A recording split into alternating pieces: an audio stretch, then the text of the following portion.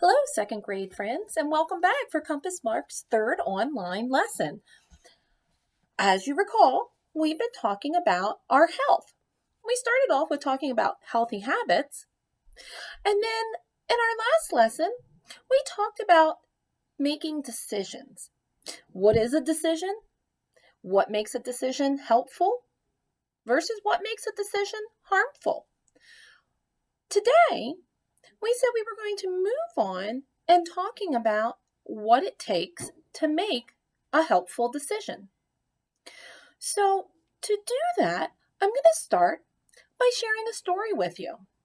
This story is just a simple short story that talks about a decision a young man has to make.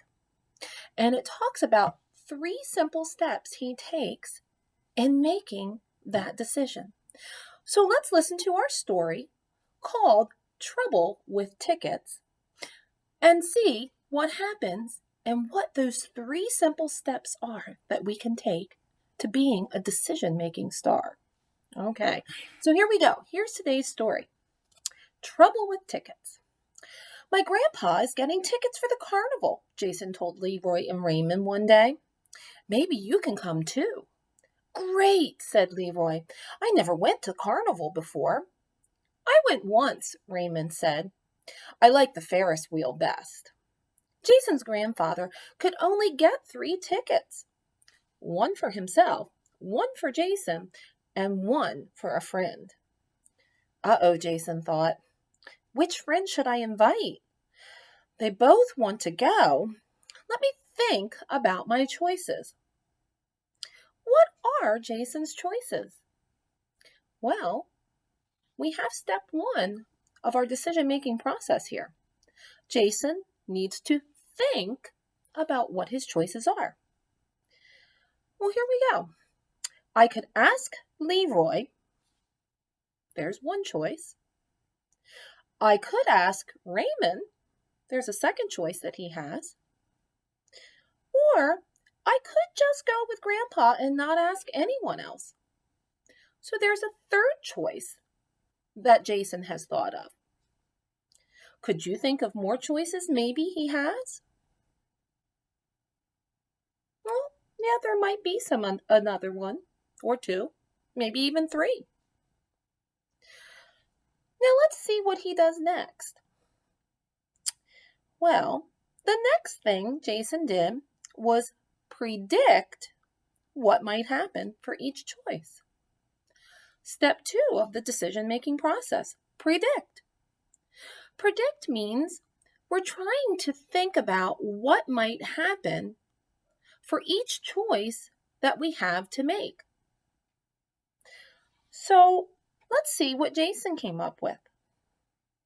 Leroy has never been to the carnival before. All right, we do know that. He always asked me to go places, so it would be fair to ask him. But Raymond is new at our school. He'd be really happy if I asked him to go to the carnival with Grandpa and me. If I ask no one, I'll still have a good time with Grandpa, but the third ticket will be wasted. So now Jason has predicted what may happen for each choice he has to make. Leroy would be super excited, and it would be fair to ask him because he's never gone. Raymond would be really happy to get that invitation to go with Jason and his grandpa because Raymond's still getting to know people since he's new to the school and to the neighborhood. And Jason knows even if he didn't take a friend, that if he just went with his grandfather, he would still have a really good time because he enjoys his time with his grandpa. But he also knows if he does that, then that third ticket that his grandfather purchased will go to waste. So, after thinking about his choices, Jason had to choose the best one. Step 3 in our decision-making process. He had to think about what his choices were, predict what would happen for each choice he had to make, and now he needs to choose which one he thinks is the best one. Well, it wasn't easy, especially since both boys knew he was going to get the tickets. Jason asked his mother what she thought he should do. That's a hard decision, his mother agreed. But this won't be the last time you'll invite a friend to go someplace with you. Jason thought about what his mother said. Then he knew what to do. What do you think Jason should do? Should he invite Leroy, who's never been to the carnival? Should he invite Raymond, who's new in town and still making friends? Or should he just go with his grandfather by himself and have a good time? Let's see which one of those Jason chose. He decided he would ask Leroy this time. The next time he could have a friend go someplace with his family, he'd ask Raymond. It was hard to tell Raymond he didn't have enough tickets after all. But Raymond was a good sport. He said, "No problem, that's okay." Jason asked Raymond to have dinner at his house the next day, and Raymond ate 4 slices of pizza. Leroy and Jason had a great time at the carnival with Jason's grandpa. Leroy decided he liked the Ferris wheel best, too. Now, in our story, Jason had a decision to make, didn't he? He had to decide who he was going to take to the carnival with he and his grandpa, and he had to pick between 2 friends. Now, he would have enjoyed taking either one of them, but he had to make a decision. And it sounds like things turned out just fine for Jason. And that's because he was able to use the 3 steps of decision making. Think, predict, choose. I have something to share here with you, so let me put this up.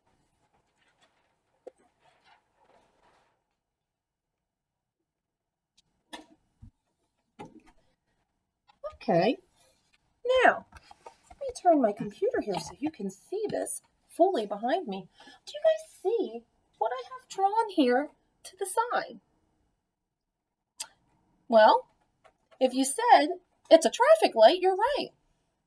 We have a red light, a yellow light, and a green light. And look at that. Each one of them has one of our decision-making steps written inside the light. Think for red, predict for yellow, choose for green. Well, this is why. Okay, so we have think. Think, what are my choices and who can help me think of them? For think, we need to stop. We're stopping ourselves so that we have time to think about what are our choices. What do we have to pick from? Okay.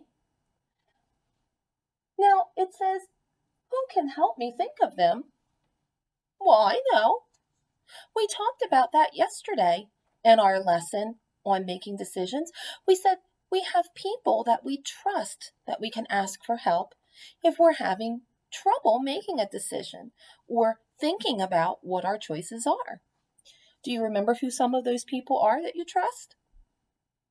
Well, yeah, we said moms and dads, grandmas and grandpas, maybe aunts and uncles, brothers or sisters, our friends, teachers, our bus drivers, the cafeteria helpers, people that we know and that we learn to trust. And we know will help us out and maybe give us some good advice or good information to help us make our decisions. Okay? So, for think, we have a red light because we're going to stop. We're going to stop ourselves before we jump into doing something, and we're going to think about what are the choices that I have in front of me. Now, for step 2, predict. Predict is in our yellow light. Here's where we're kind of taking things slowly. We've come up with what our choices are, and we're saying that I'm slowly going to look at each one of these choices and decide what will happen. So if I make each one of these choices, what's going to happen? And again, we're back to who can help me predict. Well, there's our people that we trust again. they can help us also think about what will happen. They can help us to predict the things that might happen. Now, lastly, our third step is choose. Choose. Well, that's our green light, because there's where we're going to say, all right, we're moving ahead. Now I'm going to make my choice. I'm going to pick the one that I think is best for me. So choose. Choose which choice do I think is the best one. Okay? Which one do I think is the best one? So in our story, Jason had his 3 choices. He talked about what would happen if he made each one of those choices, and then he decided which one he thought was the best, and he picked that one. And we all saw how that turned out. Can you think of times where you've had a decision to make and you had several choices? You were able to think about what would happen if you made each of those choices, and then you picked what you thought was the best one. Well, let's think about this. Let's come up with another situation maybe that would fit for this. Let's say you had a decision to make, and it was going to your friend's house to spend the night or staying home and being there to see your grandparents when they came to visit. Well, both of those would be really fun things to do, wouldn't they?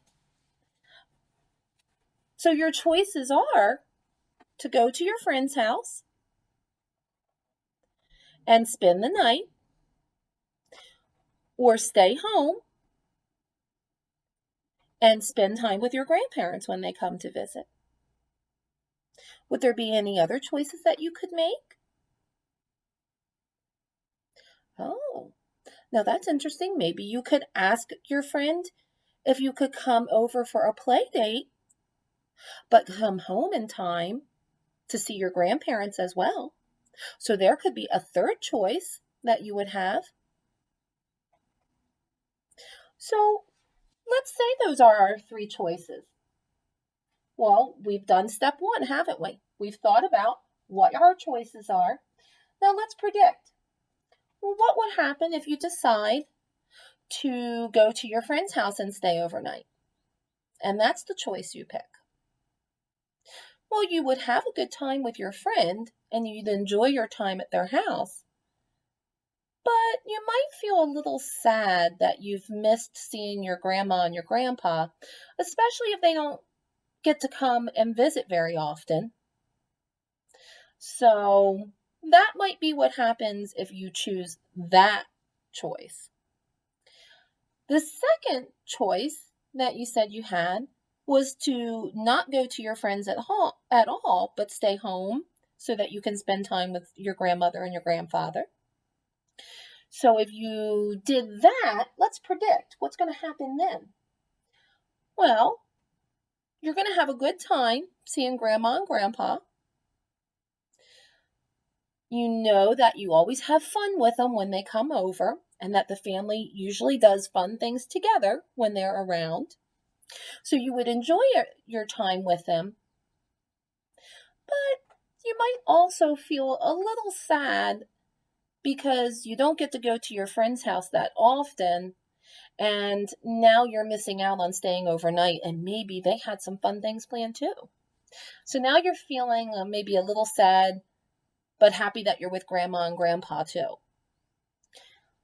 Now the third choice that we talked about was talking to your friend to see if you could come over for a play date,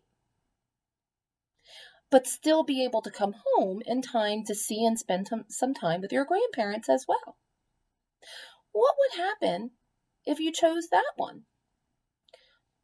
Well, in that situation, you would get to spend some time with your friend, maybe have some fun, do an activity with them at their house, play some games or do some things that you guys had planned, and then still make it home maybe in time to do the fun activities and spend some time with your grandmother and your grandfather. I don't know, what do you think? So of those three choices, which one do you think would be the most helpful decision to make? Probably the third one, huh?